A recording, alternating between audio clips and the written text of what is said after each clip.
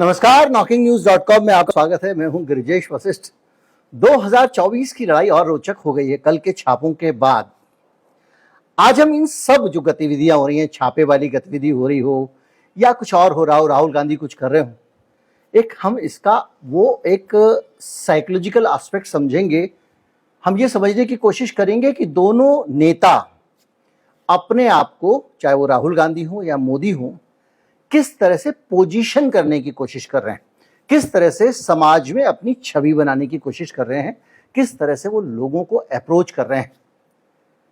आज ये बड़ा रणनीतिक कौशल वाली चीजें हैं और रोचक चीजें हैं। मार्केटिंग वालों के लिए भी बहुत रोचक विषय है, इसलिए कहीं मत जाइए, चैनल को सब्सक्राइब कर लीजिए। मैं अभी हाजिर होता हूं।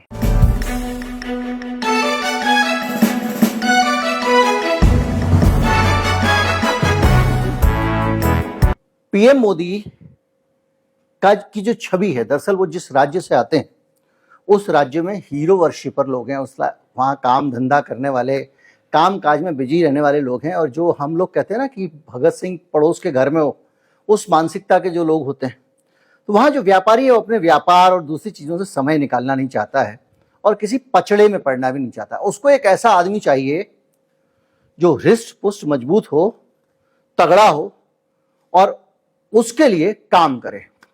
तो जब आप ये बात करते हैं तो गुजरात से मोदी निकल के आते हैं, क्योंकि मोदी उनका ख्याल रख सकते हैं, बहुत बलिष्ठ हैं, बहुत तेज हैं, उनके पास वो अमित शाह जैसे दिमागदार आदमी हैं और वो जो चाहें वो कर सकते हैं। उनके पास वो हुनर है, वो कौशल है। यानी कुल मिला के एक ऐसा वीर बहादुर आदमी जो चाहे कर सकता है, ये उसकी ताकत है। और इसी ताकत के कारण एक गुजरात का आदमी, या और भी बहुत सारे राज्य हैं, जैसे राजस्थान का भी एक हिस्सा ऐसा है, मध्य प्रदेश का भी है, वो चाहता है कि भाई ये आदमी ठीक है, ये हमारा ध्यान रखेगा, हमारी हिफाजत करेगा, तो इसको हम लगा देते हैं काम पे। कौन झंझट में पड़ेगा रोज रोज काम धंधा छोड़ के, हम क्यों रैली में जाएं, हम क्यों प्रदर्शन में जाएं, ये है ना, सब संभाल लेगा।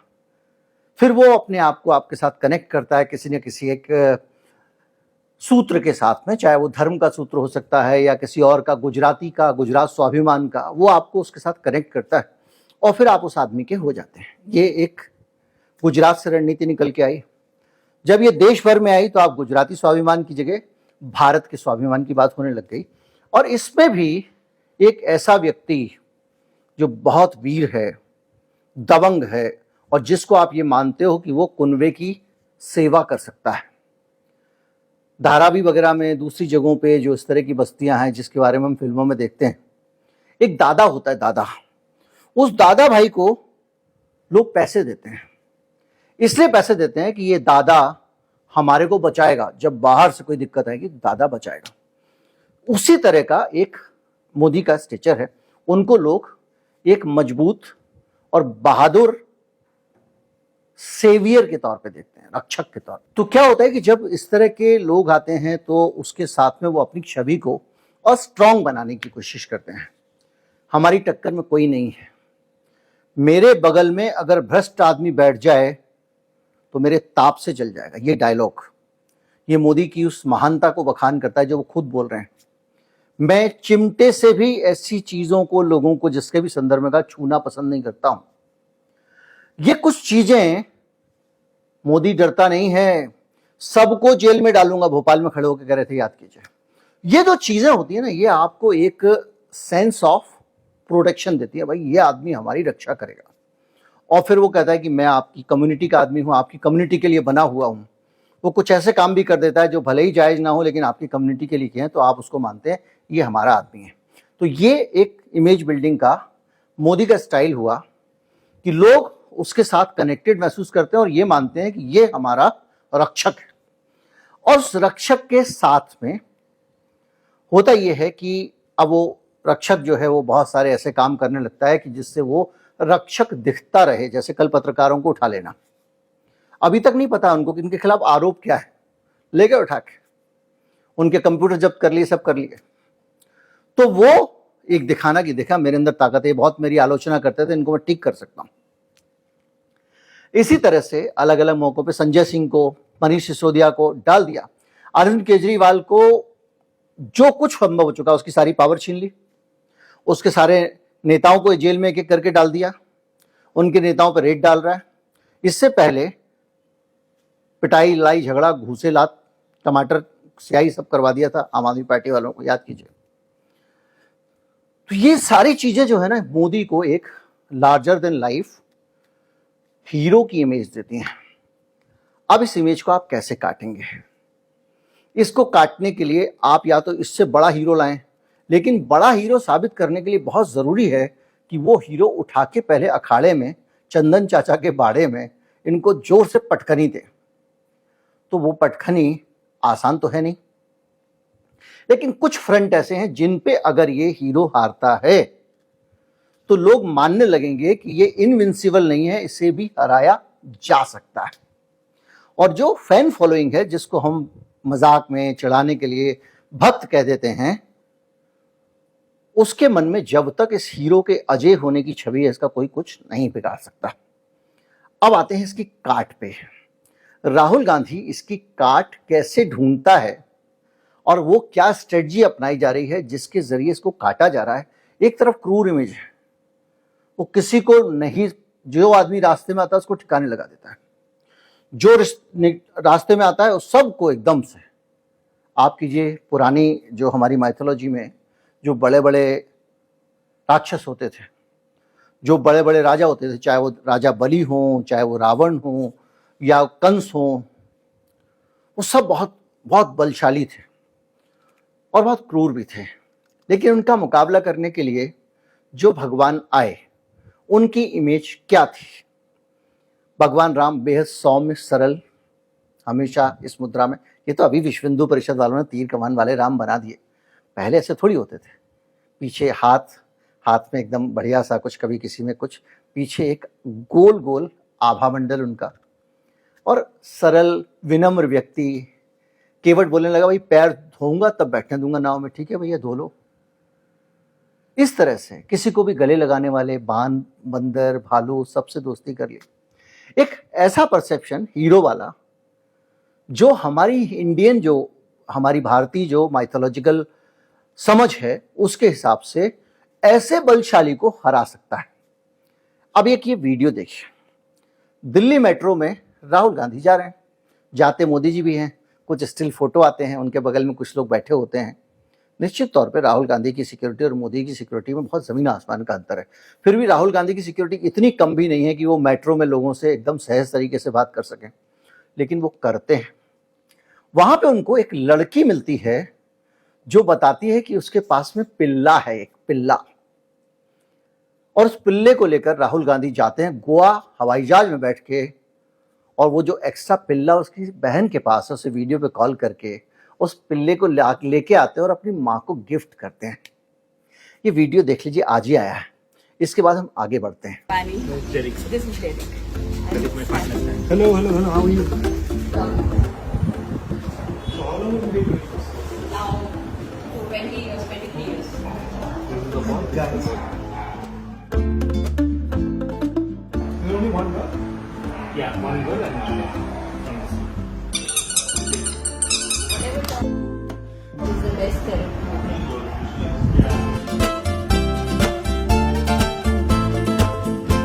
Thank you very much.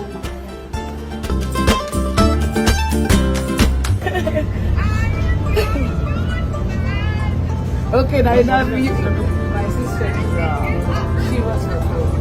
And she's been going crazy about it. Guys, she loves. Will somebody's come? Thank you.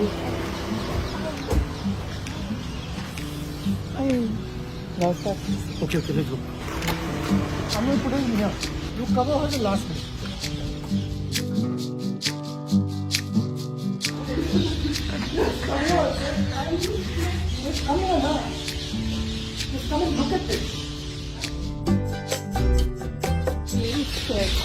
He's been on a 2-hour, 3-hour trip.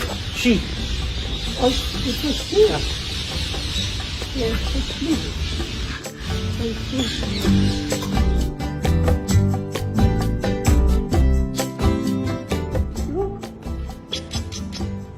अब अब ये जो पिल्ला है जिसको बहुत प्यार से राहुल गांधी लेकर आए हैं, अपनी मां को गिफ्ट किया है,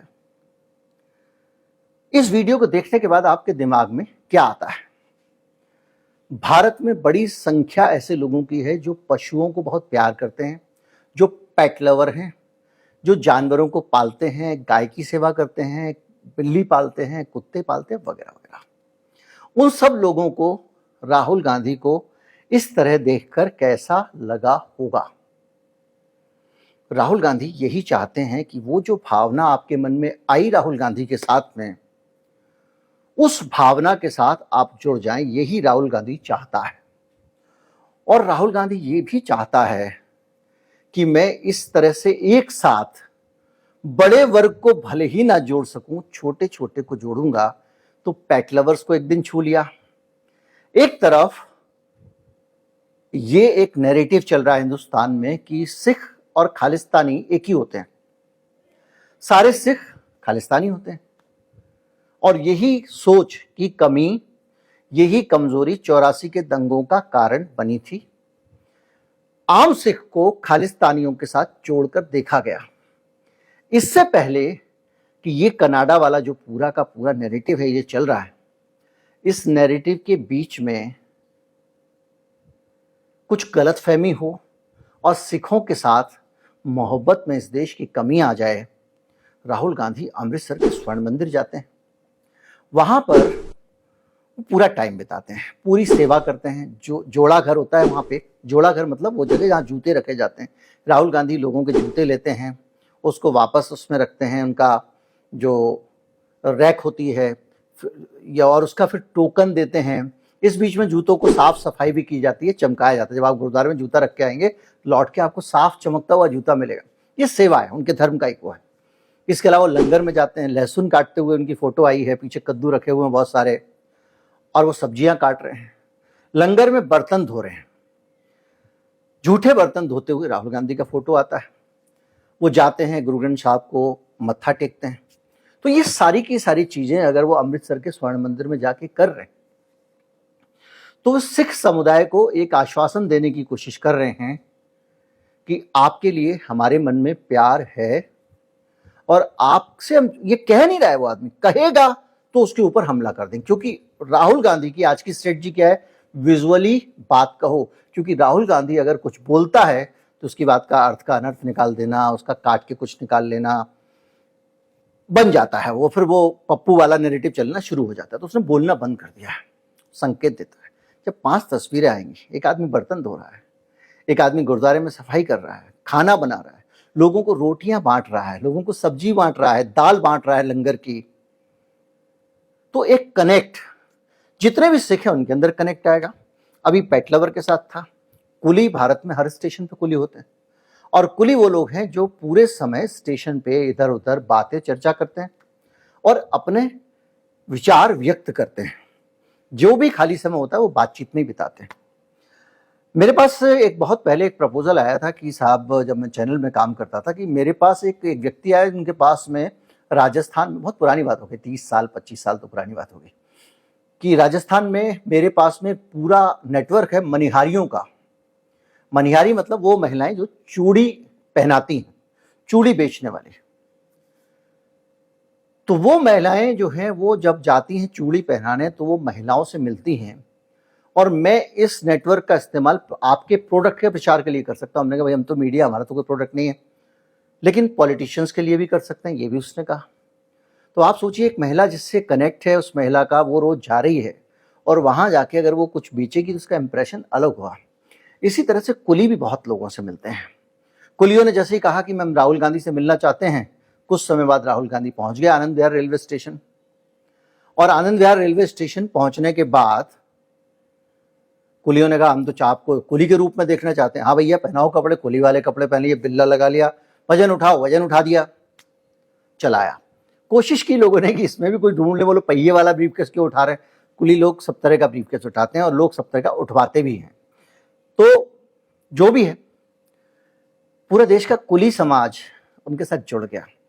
वो बैठ रहा है, कुलियों की समस्याएं समझ रहा है, जानने की कोशिश कर रहा है कि उनका गुजारा कैसे होता है, वो रहते कैसे हैं, खाते कैसे हैं, उनका अर्थशास्त्र क्या है। कौन कुली होगा जो कहेगा भाई एक नेता तो आया जिसने हमारे बारे में सोचा। कनाडा में जाके ट्रक के अंदर बैठ के ट्रक वालों से बात कर रहा है और उनसे ये पूछ रहा है कि ये ट्रक आपके जैसा जीवन भारत के ट्रक वालों का कैसे हो सकता है। मैं भारत के ट्रक वालों के बारे में आप मुझे फार्मूला बताइए। इतना कहने भर से हर ट्रक वाले को लगता है कि भाई राहुल गांधी हमारे बारे में सोच रहा है। ऐसे ही एक सब्जी वाला है, वो टमाटर खरीदे बगैर लौटाता क्योंकि महंगाई बहुत ज्यादा है, सामान खरीद नहीं सकता। रामेश्वर उसका नाम। और राहुल गांधी उसको घर पे बुलाते हैं, उसको खाना खिलाते हैं। और राहुल गांधी जिसकी भी बहुत लोगों की मदद करते हैं, आर्थिक वार्थिक मदद भी करते हैं, लेकिन इनका यह है कि ये अपनी मदद लोगों को बताते नहीं। तो एक कैरेक्टर आ रहा है राहुल गांधी का, जो आदमी सबसे अलग अलग जुड़ रहा है। इकट्ठा बम नहीं कर रहा है, मैं ओबीसी नेता हूं, मैं हिंदू नेता हूं, ये नहीं कर रहा, मुस्लिम नेता हूं, ये नहीं कर रहा, सबसे धीरे से जुड़ रहा है। और ये जो बंधन है ना, रक्षाबंधन, ये प्यार का बंधन है, जिसको वो कह रहा है कि मोहब्बत की दुकान, सबको मैं प्यार का संदेश दूंगा। ये सिलसिला चल रहा है। इस देश में कितने कारपेंटर हैं, बड़ी संख्या में। वो जाता है पूरा दिन दिल्ली के कीर्ति नगर में कारखाने पे लगाता है और लगाने के बाद शाम तक बच्चों के पढ़ने की एक टेबल तैयार करके वहां से हटता है। और आप जानते हैं राहुल गांधी जब ये जितने भी काम करता है, आपको लगता होगा कि इसने जाके टेबल ही तो बनाई है, नहीं बनाई होगी, दूसरों से बना ली होगी, फोटो खिंचा लिया होगा। तो जान लीजिए दिल्ली में जब कुलियों से मिलने राहुल गांधी गया था आनंद विहार, तो रेलवे के बड़े बड़े अधिकारी इस बात के लिए परेशान थे कि 4 कुली उसी आनंद विहार के सिर्फ राहुल गांधी के खिलाफ कुछ बोल दें। गोदी मीडिया की टीमें, देखिए आप, ये मीडिया कहते हैं अपने आप को, भेज दी गई आनंद विहार कि जाओ कुलियों से पूछो, कुछ निकलवा लाओ। रेलवे के अंदर का नेटवर्क भी काम कर रहा है। रेलवे के अधिकारी, कुलियों के नेता जो भाजपाई टाइप के हैं, उन सब के जरिए कहलवाया जा रहा है 2 बयान दिला दो। अगर राहुल गांधी लकड़ी की ये टेबल बच्चे की ना बनाए और बनाए बगैर वो आदमी अगर फोटो खिंचा ले तो दूसरे दिन बवाल हो जाएगा। तो अगर वो कहता है ना कि मैंने लकड़ी की बच्चों की स्टडी टेबल बनाई है, तो वो बनाता है वहां पे। और पूरे देश का जो कारपेंटर समुदाय है वो महसूस करता है कि आदमी आया तो इसने समझा तो कि हम कैसे काम करते हैं, क्या करते हैं। इसने हमसे नहीं कहा हमको वोट दो, इसने ये नहीं कहा मोदी सरकार खराब है, इसने ये भी नहीं कहा, सिर्फ हमारे साथ जुड़ा। आप मोटर मैकेनिक देख लीजिए, इस देश में हर चौराहे पर, 2 चौराहे पर छोड़ के एक मोटर मैकेनिक की दुकान होती है। तो वो धीरे धीरे करके क्या कर रहा है, हर क्लास से जुड़ रहा है। और ये जो जोड़ है, ये जो जुड़ रहा है, ये जो जुड़ाव है, ये जुड़ाव किसी नैरेटिव के अंदर सेट होगा नहीं। और बड़े नैरेटिव के लिए उसने पिछड़ा वर्ग वाला बहुत बड़ा नैरेटिव कर दिया कि महिला आरक्षण के अंदर पिछड़ों को आरक्षण देना चाहिए, हम आएंगे तो देंगे। अब तो जाति जनगणना की रिपोर्ट भी आ गई है। तो वो कई तरह से चीजों को ये कर रहा है। दूसरी तरफ से मोदी जी हैं, वो अपने उस पुराने मोड से बाहर ही नहीं आ रहे हैं, नफरत वाले से। अब आप सोचिए, एक आदमी इतनी सॉफ्ट बातें कर रहा है, पिल्ले को गले में लगा रहा है, रामेश्वर को खाना खिला रहा है। अम्मा जी लोग जहाँ पे गया था धान बोने के लिए, जा रहा था, रास्ते में धान बो रही थी औरतें, पहुंच गया खेत में, जल्दी जल्दी गांव वालों को खबर हुई, आ जाओ भैया राहुल गांधी आया, पहुंच गए। वो महिलाओं ने कहा हमको दिल्ली घुमा दो तुम, वो भैया उनको बस भेज के दिल्ली घुमाया, सब जगह घर पे ले गए, खाना वाना खिलाया। एक महिला की आंख का ऑपरेशन होना था, वो कराया। एक कनेक्ट है, किसान के साथ में जुड़ गए, खेत में जाके धान रोप रहे हैं। ये जो तरीका है, ये जो अप्रोच है पहुंचने की, ये जो स्ट्रेटजी है, इसको आप स्ट्रेटजी के तौर पे देखिए। ये सिर्फ रणनीति है और ये लोगों से कनेक्ट होने का तरीका है। ये राजनीति की एक शैली है, इसको आप और कुछ कम ज्यादा ना समझिए। और मोदी जी भी जो कर रहे हैं वो भी राजनीति की एक शैली है। तो लेकिन ये जो शैली है, इसके मुकाबले मोदी जी जाके वो मामला गला काटने वाला उठा रहे हैं। राजस्थान में बोल रहे हैं कि कन्हैया लाल का नाम नहीं लिया, कि यहाँ पे लोग कपड़े सिलाने आते हैं, गर्दन काट के चले जाते हैं। इसके बाद नहीं बताया कि 2 घंटे में अरेस्ट कर लिया था राजस्थान में अशोक गहलोत ने, नहीं बताया। खैर वो मसला ही नहीं है। मसला यह है कि एक काम करने का तरीका है। मोदी जी कहते हैं कि मैं छाती पीट पीट के बोलते हैं कि मैं जो है वो एक एक को अंदर भेज दूंगा। वो कहते हैं कि ये कांग्रेस जो है ये घमंडिया गठबंधन, अर्बन नक्सल की नजर से कांग्रेस काम कर रही है। और उसके बाद में न्यूज क्लिक पे छापा मार देते। कल के वीडियो में मैंने शायद आपको एक जानकारी दी थी कि गौतम नवलखा को पैसे क्यों दे रहा है न्यूज क्लिक। बाद में पता चला कि न्यूज क्लिक में वो डायरेक्टर हैं और डायरेक्टर की एक सैलरी होती है। अगर उनको जेल भेज दिया मोदी सरकार ने कुछ चार्जेस लगा के, उसमें उसकी पूरी कहानियां मैं कई बार बता चुका हूं। मोदी जी की हत्या की साजिश जैसा भी आरोप लगा है गौतम नवलखा के ऊपर। और पेगासस जो सॉफ्टवेयर था उसके जरिए ये विदेशी मीडिया में रिपोर्ट आई थी। इन लोगों को फंसाने के लिए पास्ट डेट में डॉक्यूमेंट प्लांट किया गया जिसमें मोदी जी की हत्या की साजिश का जिक्र था। डॉक्यूमेंट टाइप किया हुआ कागज, उस कागज में कोई साइन वाइन किसी का हस्ताक्षर हैंडराइटिंग नहीं थी।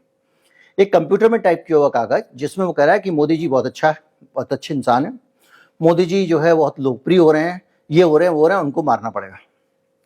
अब इस चक्कर में कईयों को जेल में डाल दिया। हार नहीं मानूंगा चाहे जो कुछ हो जाए, झुकूंगा नहीं, तो ब्रिजभूषण शरण सिंह को जो है वो आखिर तक उसके साथ खड़े रहे। पहलवानों को अपने करियर के बारे में सोच के आगे बढ़ जाना पड़ा। मणिपुर में दुनिया मांगती रह गई कि इस्तीफा मांग लो बीरेंद्र सिंह का, नहीं मांगा। इतनी भीवस और घृणित वारदात हुई। तो अभी हो ये रहा है कि अब जो कंपटीशन चल रहा है वो दिलों में उतरने और वीर बहादुर वाली स्ट्रेटजी का है। अब यहां पे राहुल गांधी की स्ट्रेटजी में कुछ कमियां नजर आती हैं। एक आदमी है जो बहुत अच्छा आदमी, अच्छे दिल का आदमी, अच्छा इंसान है, भला आदमी है, सबसे प्यार करता है, सबको प्यार करना सिखाता है। क्या ये आदमी देश चला पाएगा? देश के लिए तो कड़े फैसले लेने पड़ते हैं, प्रशासनिक कामों के लिए तो स्ट्रांग आदमी होना चाहिए। ये तो भला आदमी है, स्ट्रांग आदमी नहीं है। ये परसेप्शन भी साथ ही साथ राहुल गांधी के लिए बन रहा है। और इस परसेप्शन के बनने का नुकसान भी जो स्ट्रेटजी राहुल गांधी ने ली है वो उठा सकते हैं। तो उससे नुकसान उठाने से बचने का तरीका क्या है? राहुल गांधी को एक काम करना पड़ेगा और वो काम उसको ये करना पड़ेगा कि जब ये पूरा कनेक्ट हो जाए तो कुछ मसलों पे दृढ़ता भी दिखानी पड़ेगी।